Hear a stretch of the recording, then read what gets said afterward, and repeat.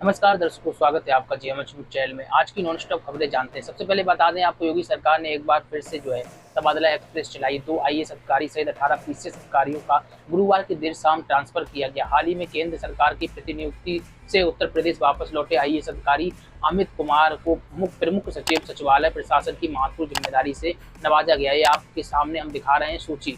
वहीं युवा आईएएस अधिकारी दीक्षा जोशी का हरदोई से ट्रांसफर किया गया और संयुक्त मजिस्ट्रेट मेरठ की जिम्मेदारी दी गई। इसी के साथ ही अन्य अधिकारियों के भी ट्रांसफर हुए, जो आपको हम दिखा रहे हैं।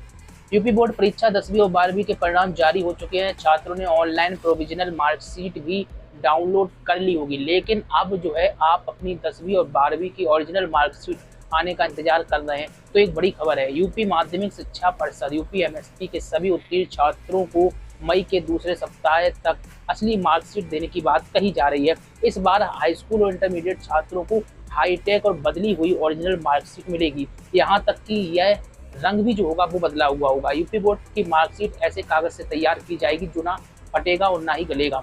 मार्कशीट पर एक स्पेशल मोनोग्राम होगा जो धूप में लाल रंग का और छाव में इसका रंग बदल जाएगा। मार्कशीट का साइज का भी इशू था, वो भी बदला गया है। अब मार्कशीट A4 साइज में देखने को मिलेगी।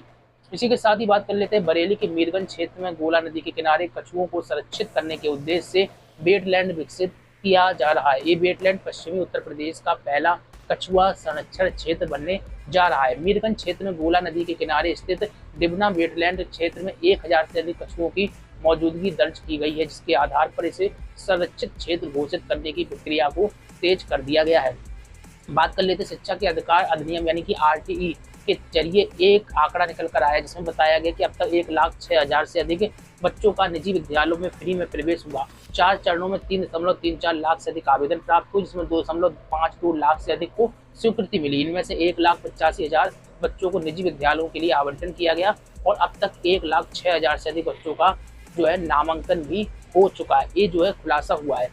इसी के साथ ही राज्य के कर्मचारियों की हर डिटेल अब पोर्टल पर होगी।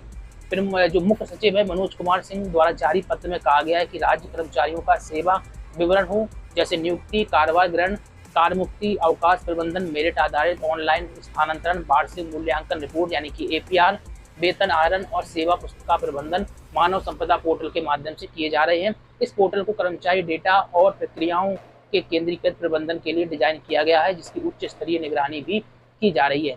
इसी के साथ ही बात कर लेते हैं गेहूं खरीद से जुड़ी हुई एक बड़ी अपडेट है। यूपी ने एक बार फिर से गेहूं खरीद में नया कीर्तिमान स्थापित किया है। पिछले साल इस अवधि तक यूपी में लगभग 6.88 लाख मीट्रिक टन गेहूं की खरीद हुई थी। इस वर्ष गेहूं खरीद का आंकड़ा बढ़कर 9.26 लाख मीट्रिक टन पहुंच गया है। 8 मई 2025 तक प्रदेश में 1.73 लाख से अधिक किसानों से गेहूं की खरीद हो चुकी है। इसी के साथ ही सरकारी अस्पतालों में तैनात लैब टेक्नीशियन को अब वेतन बढ़ के मिलेगा। बड़ी खुशखबरी निकली है, क्योंकि इनका ग्रेड पे 2800 की जगह 4200 कर दिया गया है। कैबिनेट से यह प्रस्ताव पास होने के बाद यूपी लैब टेक्नीशियन एसोसिएशन ने मिठाई बांटकर खुशियां मनाई। मुख्यमंत्री योगी आदित्यनाथ, उप मुख्यमंत्री ब्रजेश पाठक, इसी के साथ ही प्रमुख सचिव पार्थ सारथी सेन शर्मा और शासन के अन्य अफसरों का भी आभार जताया। बात कर लेते हैं आगे बड़ी अपडेट आ रही। चैनल को सब्सक्राइब नहीं किया तो करें, लाइक और शेयर करना मत भूलें। यूपी सरकार ने शहरी क्षेत्रों में यातायात व्यवस्था को सुधारने के लिए और अव्यवस्थित पार्किंग को रोक लगाने के उद्देश्य से यूपी नगर निगम यानी पार्किंग स्थान का संनिर्माण, अनुरक्षण और प्रचालन नियमावली 2025 को लागू कर दिया है। प्रमुख सचिव नगर विकास अमृत अभिजात ने गुरुवार को इसकी अधिसूचना भी जारी की है। पहले चरण में 17 प्रमुख शहरों में यह लागू होगा, जिसमें लखनऊ, कानपुर, अयोध्या, अलीगढ़, आगरा के साथ ही गाजियाबाद, गोरखपुर, झांसी, प्रयागराज, फिरोजाबाद, बरेली, मथुरा, मेरठ, मुरादाबाद, वाराणसी, शाहजहांपुर और सहारनपुर जनपद सम्मिलित हैं।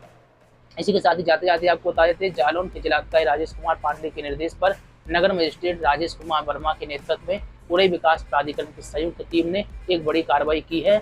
उरई के चुरकी क्रॉसिंग से मेडिकल कॉलेज रोड पर स्थित एक अवैध निर्माण को सील कर दिया गया है। प्राधिकरण की जांच में यह पाया गया कि यह भवन स्वीकृत मानचित्र के विपरीत निर्माण कार्य कर रहा था। इस पर तत्काल प्रभाव से कार्रवाई करते हुए भवन को सील कर दिया गया, जो आप देख रहे हैं फोटो के माध्यम से। प्रशासन ने स्पष्ट किया है कि भविष्य में भी नियमों के उल्लंघन पर इसी प्रकार की सख्त कार्रवाई अमल में लाई जाएगी।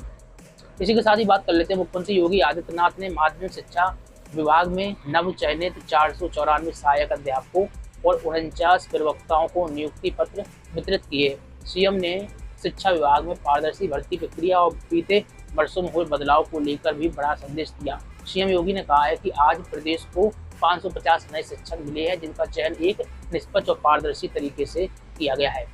इसी के साथ ही केंद्रीय सड़क परिवहन मंत्री जो राजमार्ग मंत्री नितिन गडकरी ने गुरुवार को एक बड़ा बयान दिया है। उन्होंने बयान के साथ ही ऐलान किया है, कहा है कि भारत को एक मजबूत आर्थिक ताकत इकोनॉमी पावर बनाने के लिए सड़कों और हाईवे का विस्तार करना बेहद जरूरी है और इसी दिशा में अब सरकार ने फैसला लिया है कि 25,000 से 30,000 किलोमीटर तक की 2 लेन वाली सड़कों को 4 लेन में बदल दिया जाएगा। इस परियोजनाओं पर 8 से 10 लाख करोड़ रुपए तक का खर्च आएगा। आज के लिए बस इतना ही रखते हैं। कोई प्रतिक्रिया कमेंट बॉक्स में रखिए। चैनल को सब्सक्राइब नहीं किया करें, लाइक और शेयर करना मत भूलें। इसी के साथ ही जेएमएच न्यूज को किसी भी डिस्ट्रिक्ट प्लेटफॉर्म पर देख रहे हैं तो लाइक और फॉलो करें। नमस्कार।